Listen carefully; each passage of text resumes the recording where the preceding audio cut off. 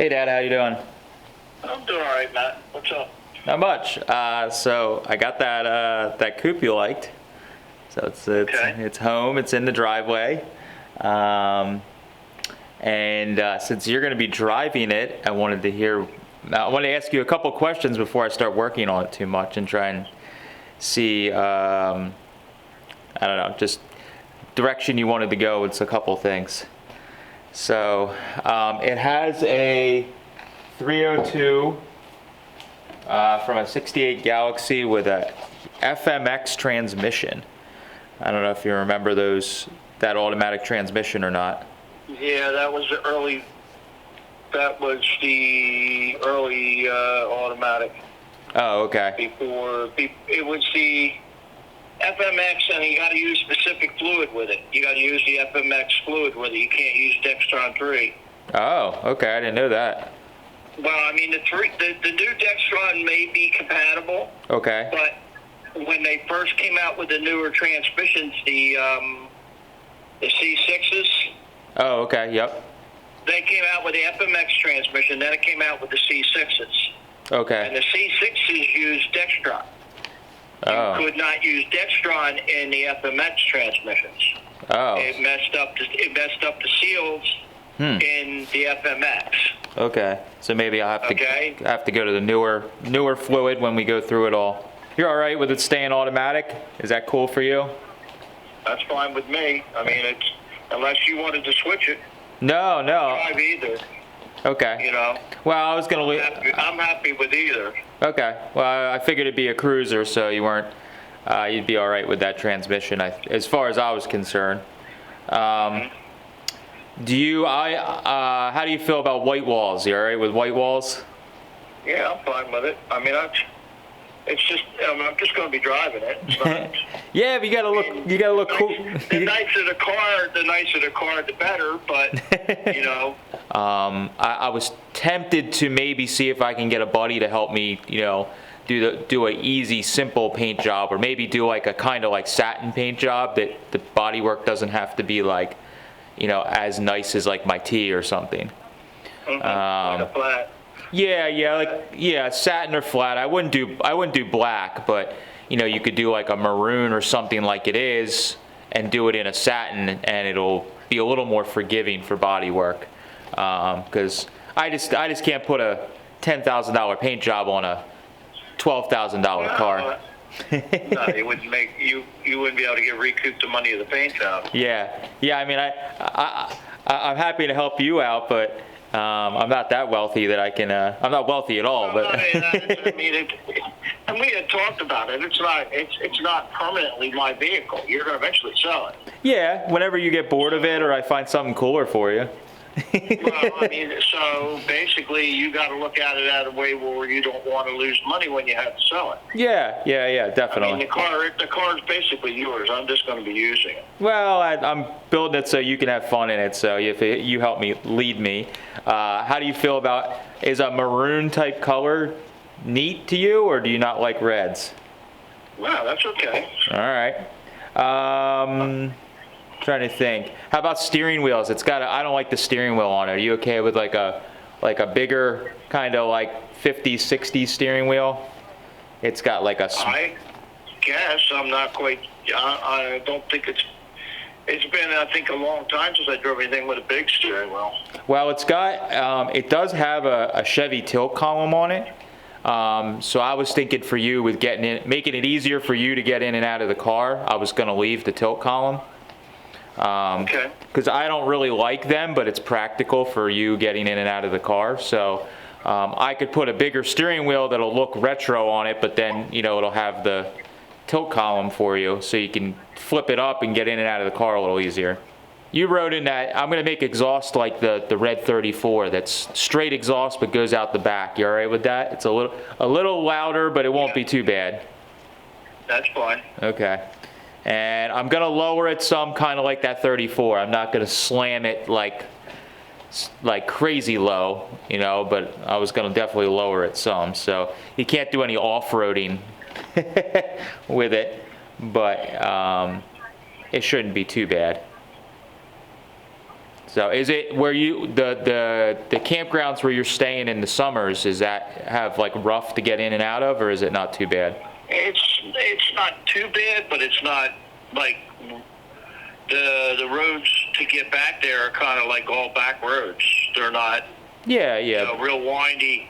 They're all paved roads, but they're real windy and you know, potholes and stuff like that to get into. Oh, that's fine. I just mean it's not like, there's not like a unpaved road that's got a high spot in the center going back to the campground or anything crazy. No, it's paved all the way 3/4 of the way to where the camper is, and then it's flat stone road Oh, yeah, yeah, to the camper.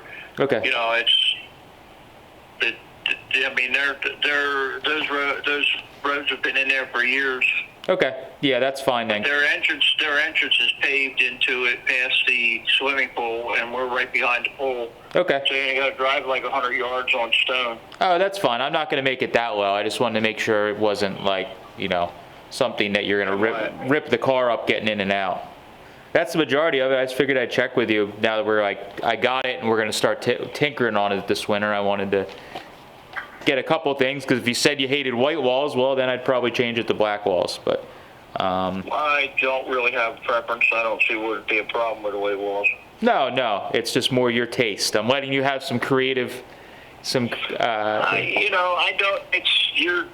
This vehicle's a lot older than what I'm used to driving, and what is kind of my taste. But it's, you know, you'll like it. I'll probably grow into it. you just don't know. I'm more of a 60s vehicle, 60s and 70s. Well, we'll get you liking stuff that's classier soon. I think I have enough parts laying around the shop, and I can pretty much put the whole car together. And Carl let me wander around and showed me where headlight buckets, and we got the hood down, and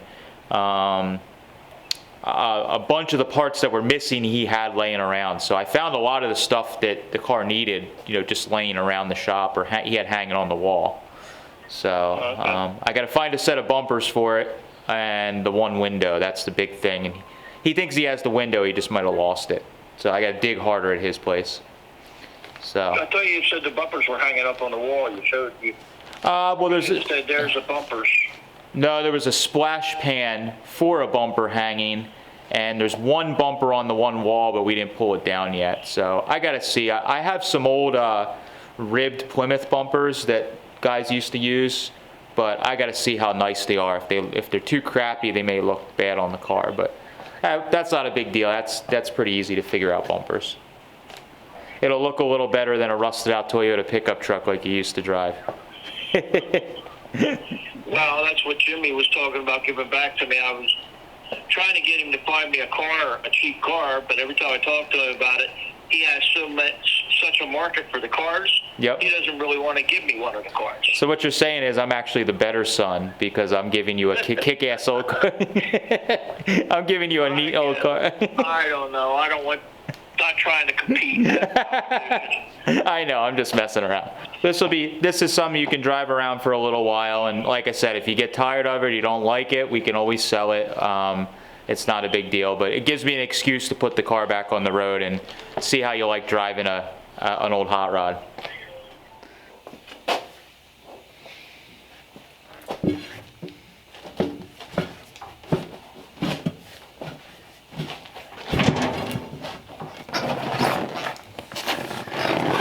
That's what I tell everybody else. At least you can go to your wife and be like, look, I'm not as bad as Matt.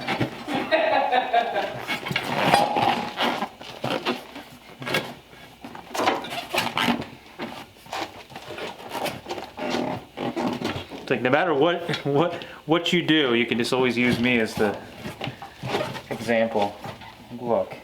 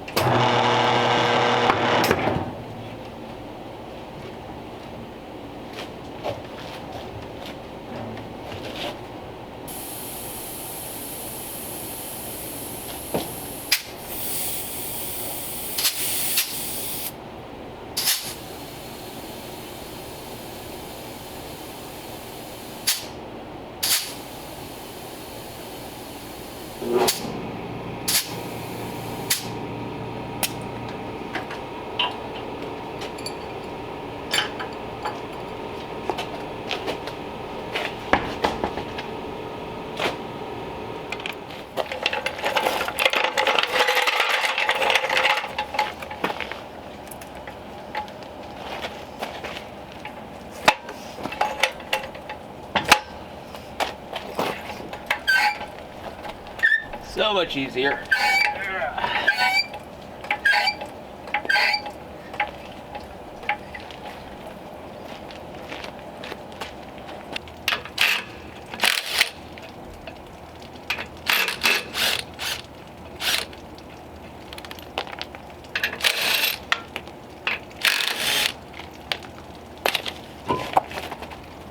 Alright, wheel adapters like Carl said.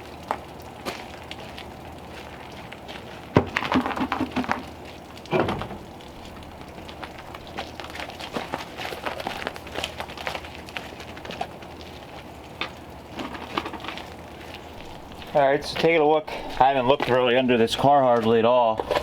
It looks like it pretty much has all stock suspension. So it's got the late, I think it's 47, 48, or maybe 48 only dropped wishbones here. It's like a factory thing with that little Z in the wishbone to give clearance for the tie rod.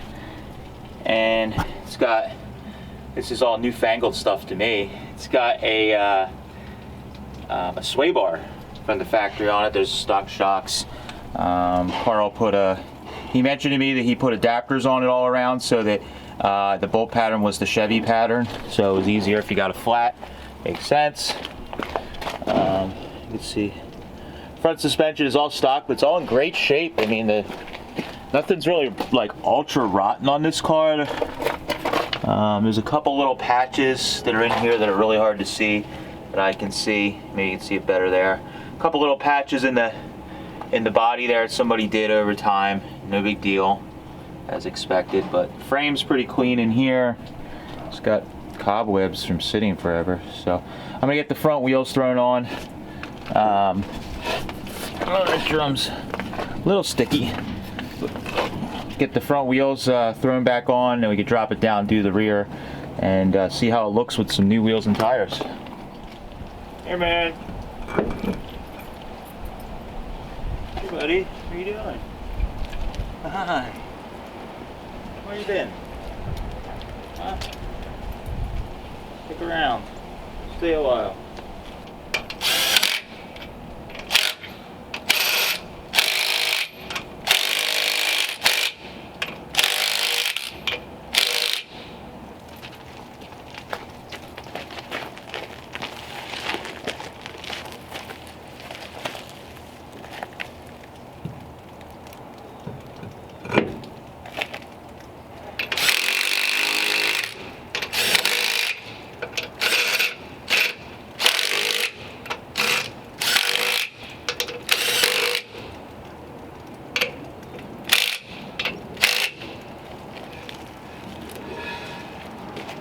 Alright, not bad.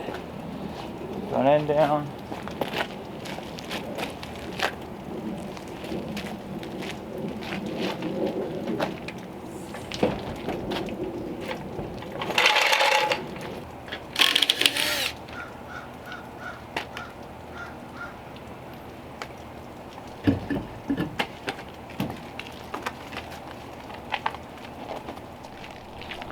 Alright, so now the rear of the car. You can see, again, adapters. Not quite sure why on here.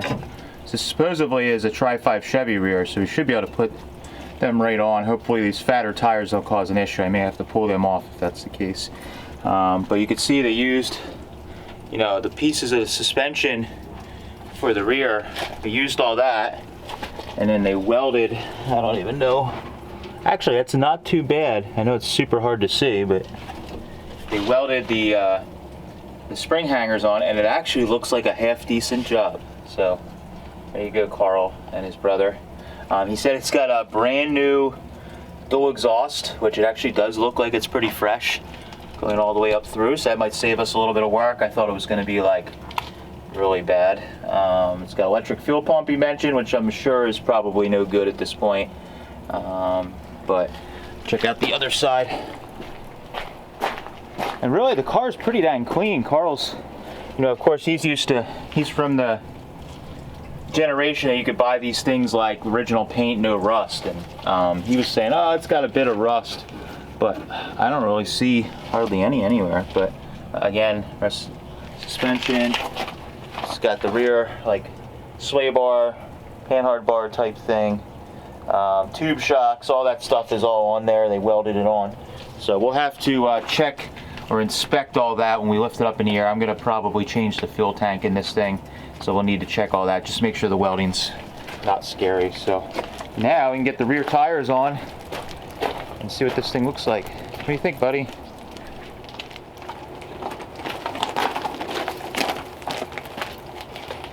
Oh, there's no adapter on this side.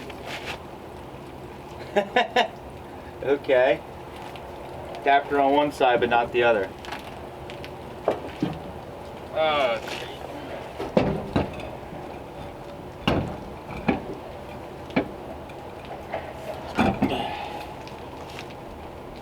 Guess we'll be pulling that off.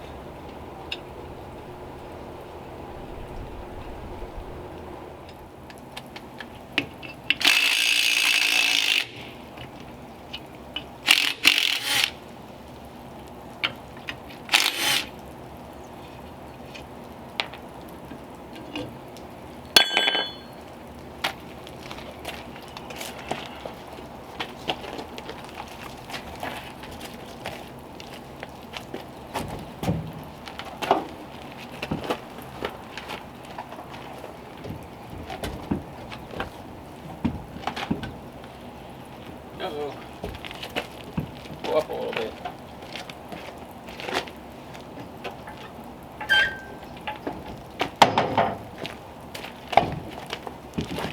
Acrobatic.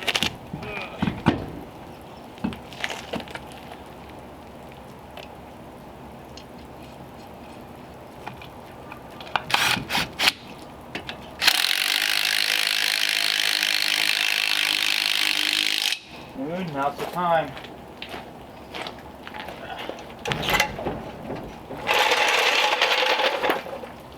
All right, what do you think, buddy? Oh yeah. This needs to be lowered a lot. All right, so I got the car all dropped down on a fresh set of wheels and tires. So I definitely want to thank Colin, which is a local guy that is into this stuff as well, that I recently met. Colin saw my post on Facebook that I was looking for a set of Chevy wheels. He had a leftover set of 50 Chevy wheels that he had blasted and powder coated and never used on his car.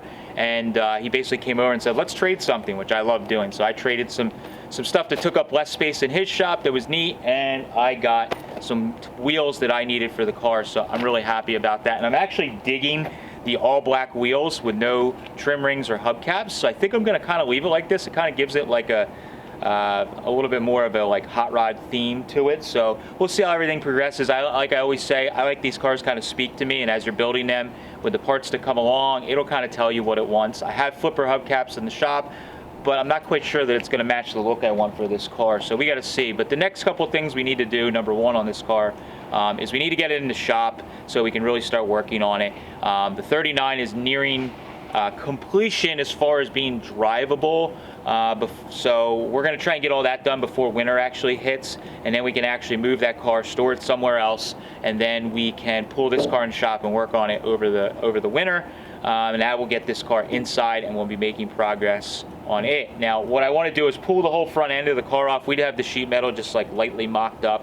want to pull all the front sheet metal off the car, put the radiator support on. I have an Eastwood Tri-Flow aluminum radiator that I'm going to put in this thing. So we need to mock that up and, you know, fabricate some brackets or tabs to get that mounted, get the engine running on a fuel tank and fuel pumps. So I already actually have a fuel tank coming east or from Chad Cox. Chad is a buddy that we have been trading stuff, and he's come and visit a couple times, and he's delivering a bunch of stuff to me from Oklahoma. There it is. We got all loaded up last night, kind of late. Got the Model T body on there for Andy Kohler. He's going to make a trog racer out of it. 39 Merc frame for Matt at IronTrap Garage, and this is what's paying for the fuel in the hotels. So we got her cranked up on there, shoved the frame in the tailpipe, and we gone, ain't we, Mike? Down the road we go. See ya. That's going to be coming. So I have a new tank coming that a buddy had. So we got a new fuel tank we're going to put in this thing, try and get a new fuel pump on it so we can pull some fuel up to the engine and hopefully get this thing to run on its own without having to just pour fuel down the carb.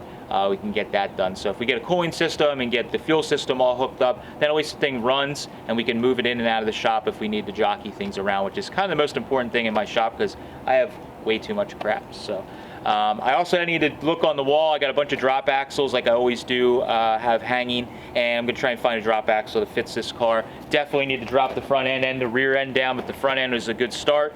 And then the rear end, I think we might be able to just put like a reverse side rear spring or take some leaves out. We'll see what happens. We may be able to hit up Old Yankee and see if they have a rear spring for one of these, that reverse side main leaf that we could put on and get the thing to sit real sweet. Be cool to get it sitting kind of like the 39, maybe a little bit higher. That would be my ideal setup, but we'll see how everything plays out. So that's all I have for this one. Thank you guys for following along. Tons of fun. Can't thank you guys enough for watching. Thanks. Catch you later.